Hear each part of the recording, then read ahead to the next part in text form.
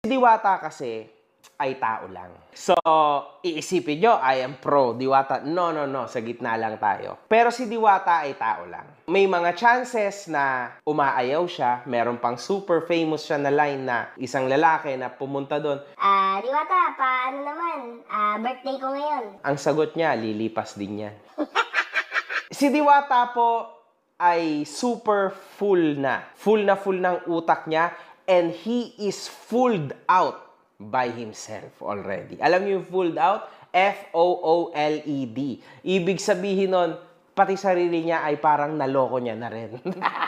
Kasi ang ibig sabihin po nito, to cut the story short, nilamon na po ng sistema si Diwata. This is it. Eto na yung pinag-uusapan natin. Eto na yung sinasabi ko sa inyo. Talaga pong nilalamon na siya ng wave. Na malupit po na wave, mga kahombre ko. Hindi basta-basta wave.